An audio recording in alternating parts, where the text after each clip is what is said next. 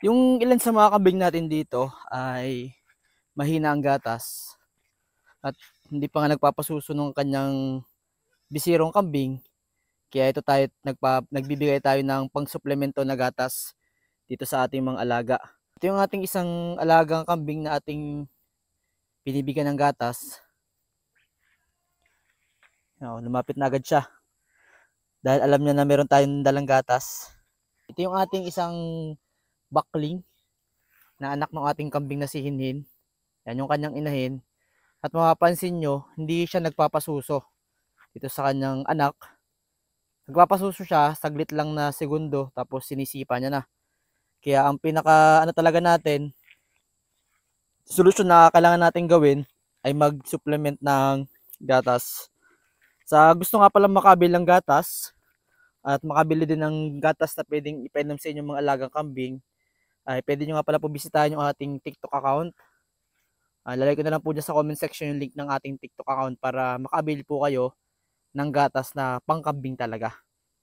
Kasi pag mga hindi pangkambing yung ating papainom na gatas, ay posibleng pagsimulan ito ng kanilang pagtatae. At the same time ay kapag hindi talaga gatas sa pangkambing yung ating bibilin, ay nababansot pa rin. Hindi siya magiging effective. Tingnan nyo. Kilala nyo na agad tayo. Pag may dala tayong ganito, ibig sabihin, papasusuhin na siya. Ito nga ay mag-week old pa lang. At kahit pa paano naman, kahit hindi siya masyadong pinapasuso ng kanyang inahin, ay nakabawi naman yung kanyang pangatawan dahil nga sa nagsusupplement tayo ng gatas. Kaya napakalaga talaga na merong reserba kayong gatas bago pa lang mga anak ang inyong mga inahing kambing, dahil hindi natin masisigurado talaga yung pag-aalaga ng inahing kambing, lalo na kung first time mother. Kasi itong ating kambing na si Hinhin ay first time niya mga anak. Kaya naman hindi talaga natin masisigurado na maayos yung kanyang pag-aalaga ng anak. Bago pa man tayo nakapanganak, itong ating mga kambing ay nakabili na tayo ng gatas. At the same time ay yung ating isa ding kambing na si Hingi, yung kanyang nanay kasi ay walang gatas, kaya may reserba talaga tayong gatas dahil ginagatas pa natin yung ating kambing na si Hingi. Napakalakas ng minom ng gatas itong ating bisiro na to. At the same time, kapag meron tayong gatas sa pang suplemento sa kanila, may iwasan talaga natin yung pagkabansot. Kasi syempre, ang pinaka crucial part ng paglaki ng mga kambing ay sa early stages or dun sa first 1 month. Kailangan talaga kompleto vitamin sila, kompleto gatas, para ma-ensure talaga natin o masigurado talaga natin na magiging maganda yung kalalabasan ng ating mga bisirong kambing.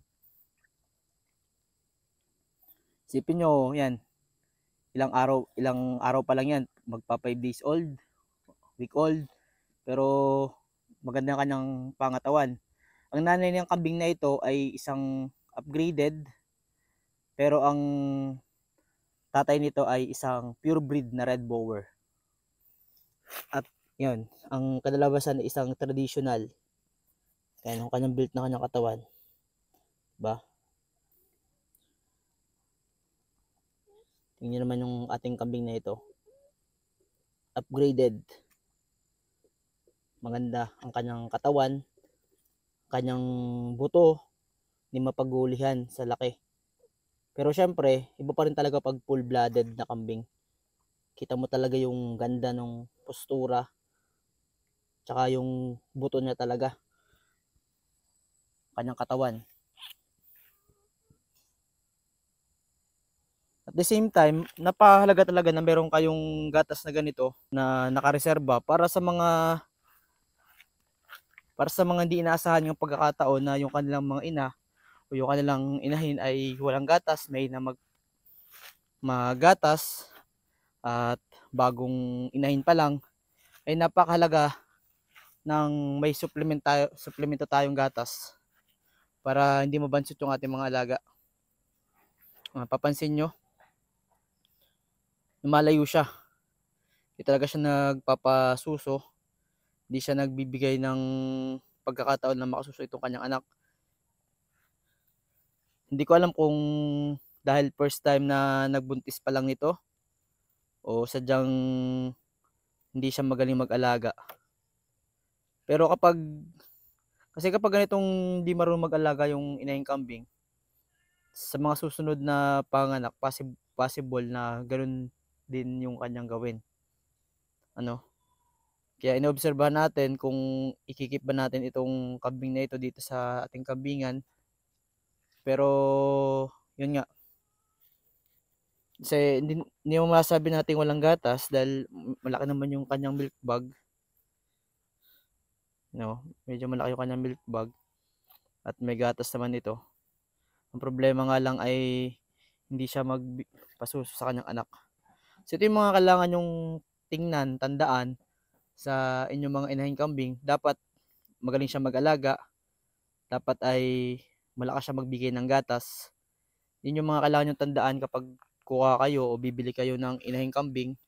Lagi yung isa lang alang yung history ng kambing, kung yung kanyang ina ay ilang mga anak, ilan sila magkakapatid, para masigurado na magandang inahin nito. Dahil nanganganak ito ng ganyan, dalawa, malakas ito magbigay ng gatas, magaling mag-alaga, hindi siya namamatay ng anak. So yun yung mga kailangan yung tandaan kapag kayo ay mapili ng inahing kambing. Yan, tingnan natin. Nag-attempt na uli siya sumuso, yung ating bisirong kambing. Tingnan natin kung papasusuhin ba siya ng kanyang ina. Hindi pa rin, oh. Lapit pa rin sa atin. Yun nga, inamin natin. Inom na. Inom na. Inom na. Busog na. Yan, bali ito kanina isang puno, pero ngayon ay kalahati na lang. At ito naman yung ating kambing na singi. Yan, ito talaga yung ating original na ginagatas. Yan yung ating kambing na singi. Hingi! Yan, ang nanay niyan is yung painted nating dappled. Ang kapatid niyan ay dappled kaso namatay dahil yun nga kanilang nanay ay napakahinang magbigay ng gatas. Hingi! Dito ka dali, hingi! Yan, itong kambing na ito, ang kanyang pangalan ay Hingi. Dahil lagi siyang humihingi ng gatas. Tawagin natin, papalabasin natin. Ito natin papalabasin yan. Yan, kapag tinawag mo siyang hingi, matik yan, lalapit na sa iyo yan. May dala kang bote ng gatas. Lalapit yan, lalabasin dito. Hingi! Hingi! Hingi! Hingi! Hingi! Hingi! Hingi! Yan, papalabasin natin. Hingi! Hingi! Hingi! Hingi! Hingi! Hingi! Hingi! Hingi! Bilis, hingi! Yan, lapit na siya. Hingi! Hingi! Yan. Yan. Ito yung ating traditional na singi. Yan. Napakalakas na uminom ng gatas. Medyo nabansot nga lang siya. Pero katapalan naman ngayon ay nakakabawi-bawi na siya. Yan.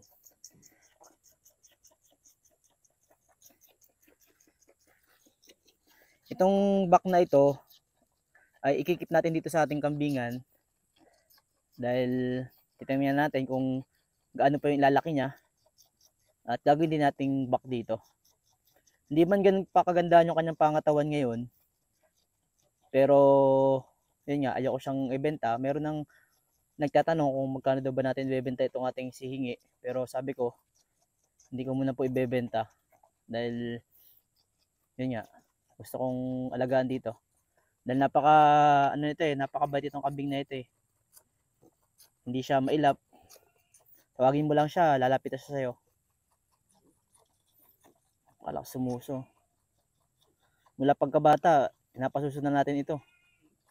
Kaya siya ay pinangalanan natin Hingi. Dahil singi nga ito.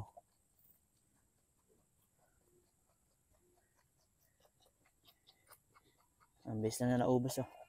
Ubos na agad.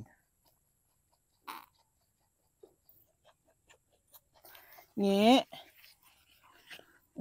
Ito ay busog siya.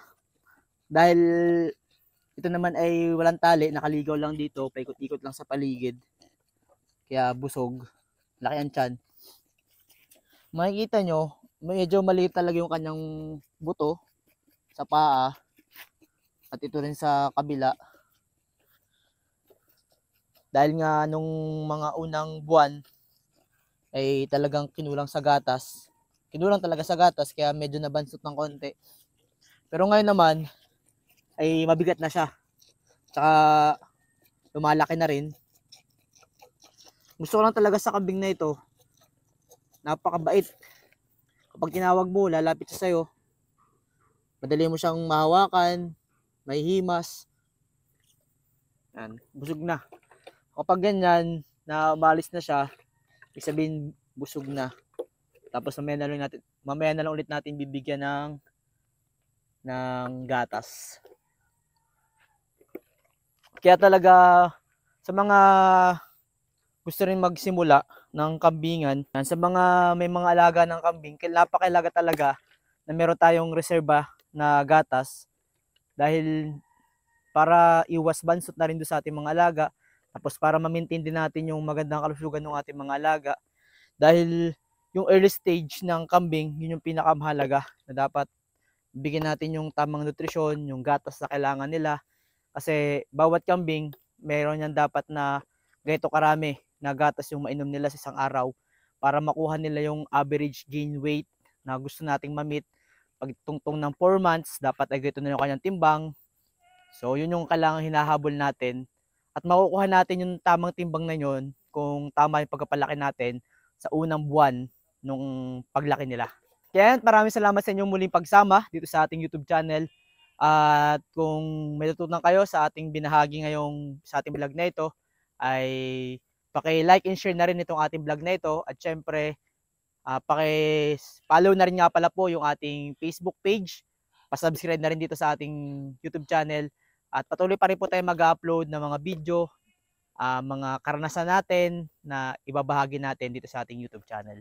So, yun lamang po at maraming salamat. This is your Millennial Farmer, ang Hilawan Adventure. Hanggang sa muli, paalam.